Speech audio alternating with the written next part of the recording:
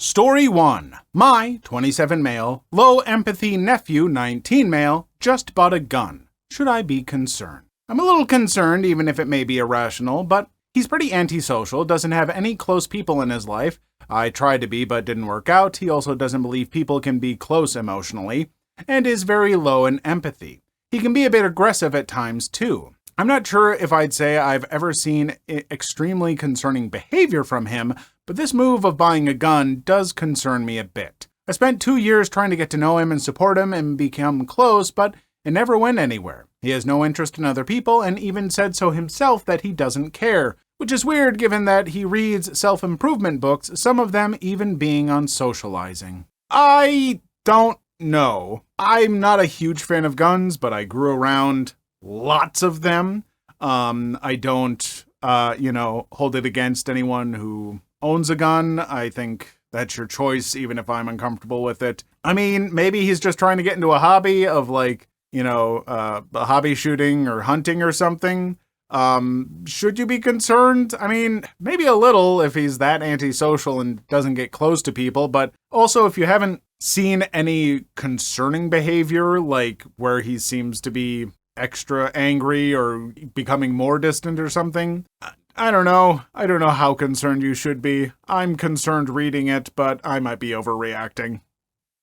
Story 2. I accidentally scammed a scammer. I had a $1,500 item on eBay once, and someone bought it. I was on top of things, so I shipped it out the same day. The next day, the person messaged me to send it to a different address than what was in their account. I knew about that scam, but I had already sent it. I expected them to try to get their money back, so I went to the post office and filled out the form to recall the item. A few days later, I had it back and put it up for sale again. I kept my eye on the scammer's account, waiting for them to claim that they never got the item, and one day saw that they deleted their account, and I got to keep the money. I ended up getting $3,000 for that thing. Thanks for the extra money, scammer. I mean, there's not a lot of instances where I would want to keep $1,500 from somebody, but if it's someone who's trying to scam you, and then they got scared off the site, probably because of their scamming, I would assume, then yeah, I'm not gonna go to eBay and be like, hey eBay, I got this $1,500, but I didn't give them the item. They were a scammer. What do I do with this money? And eBay would probably be like, oh, we'll hold on to that for you. Don't you worry. We'll make sure it gets to the right place. The right place is in their pockets. I don't think so, eBay. That money belongs to that person now. Finders keepers, scammy scammers. Scam? Yeah.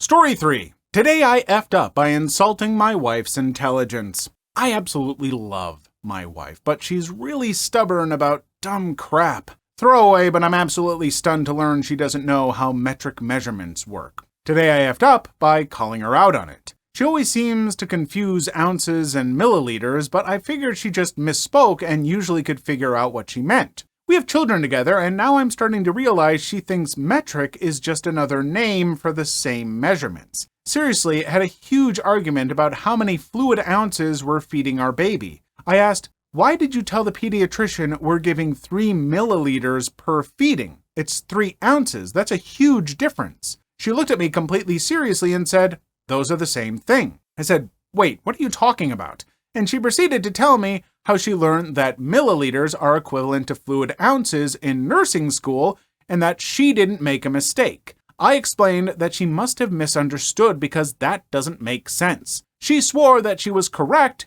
and she wasn't wrong. I was stunned. Then I asked, why would there be 2 naming systems for measurements if they're the exact same? She said that metric is just the names Europeans use. LOL, we're American. Shocker. When I showed her the correct conversion on Google, she suddenly backtracked and tried to say that it must have changed since we went to school. LOL, what? And then that she actually meant ounces are equal to liters, which is even worse. Here's where I effed up. In my shocked frustration, I said, well, crap, no wonder you didn't pass your exams. You can't be giving people lethal doses. Now she's peed at me. Oof, I mean, I would have a little bit hard time not trying to make a joke as well. I feel like you were trying to make a joke to diffuse some tension in the situation, but your joke was at the expense of that tension and probably just made it way worse, I'm guessing. I mean, yeah, she's peed at you now, which I can get that, and probably bringing up her not passing her exams was not a sore spot that needed poking.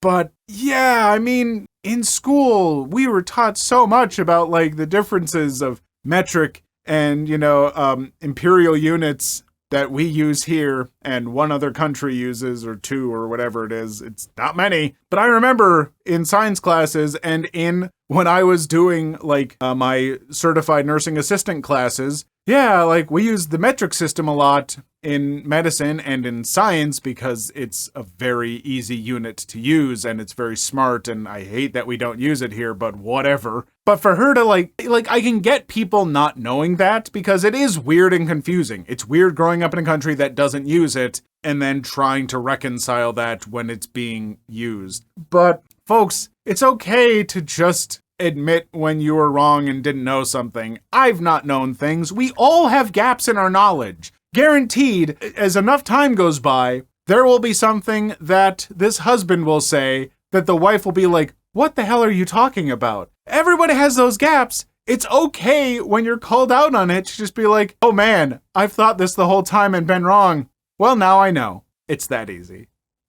Story 4. Am I the a-hole for telling my mom to stop spreading my personal information? For some reason, ATA won't let me post this, but I need to vent, so I'm putting it here. I've recently suffered quite a severe injury. I don't want to go into too much detail, but I've had to come home from university and spend 4 or 5 days in and out of hospital because of it. My memory is slightly fuzzy, so I don't know exactly how many days it was. I've been bedbound since I got home. Today, I had an appointment back at the hospital. As soon as I got downstairs and into that kitchen, my mom told me, I'm having a really crappy day, don't argue with me. I literally hadn't said a word to her. While we were waiting for the appointment, I was in lots of pain and my dad was rubbing my back and telling me I was going to be okay. My mom said, what about me? Why aren't you supporting me? She was also asking me about my uni situation and got annoyed when I said I didn't want to talk about it right now. It got me to the point where I had to go to the toilet and cry. On the way home, my mom started calling her friends because we were going to be late to pick up my little brother, 10, from school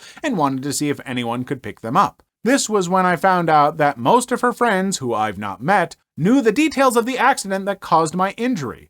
I told my mom early on that I didn't want many people to know about this because it was embarrassing. Once she was off the people, I asked her to stop telling people because I wasn't comfortable. She told me she had freedom of speech and she could tell anyone she wanted whatever she wanted. More hurtful things were said and I ended up in tears. My dad agrees with me and says she's been in the wrong all day, but I feel guilty and awful.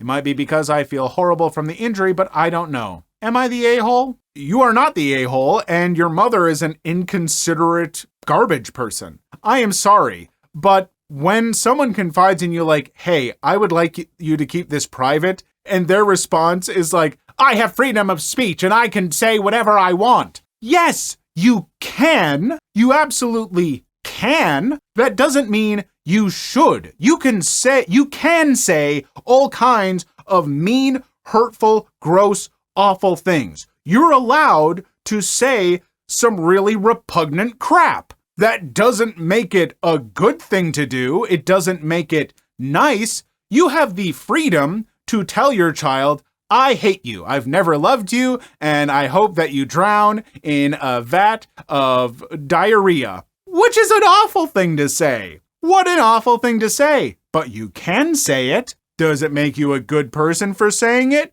No. Makes you a bad person. Hey, Mom, respect the wishes of your child and don't use freedom of speech to defend yourself, you absolute jackbutt. Story 5.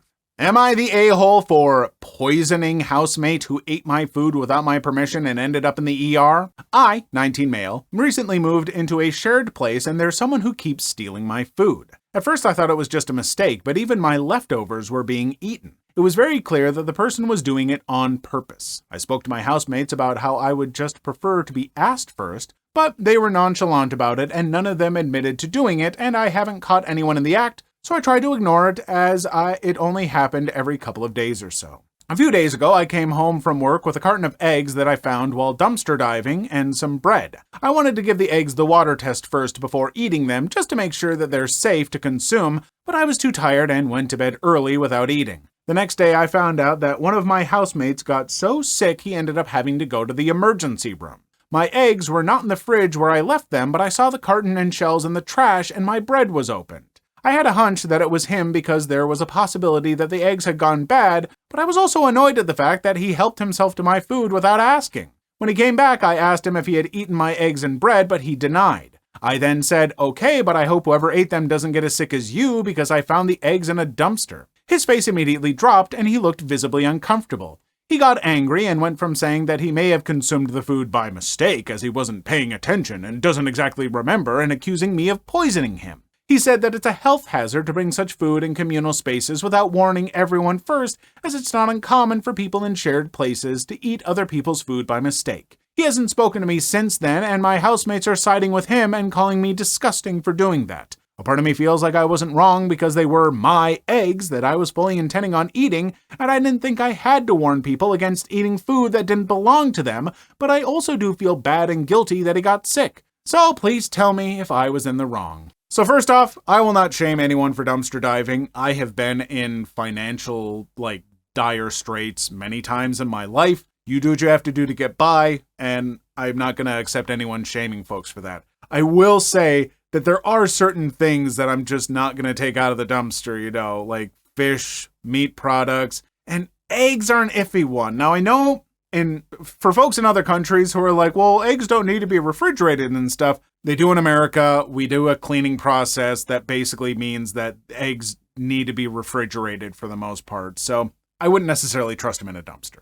But that's not the point here. The point is this person ate food without, that wasn't theirs, without asking or anything, and they got sick. The thing is, though, you could have bought those eggs from the store. And maybe the store maybe they had expired, but the store had left them on the shelf. It happens. And it's not it wouldn't be your fault still, because there are ways to test if eggs are okay.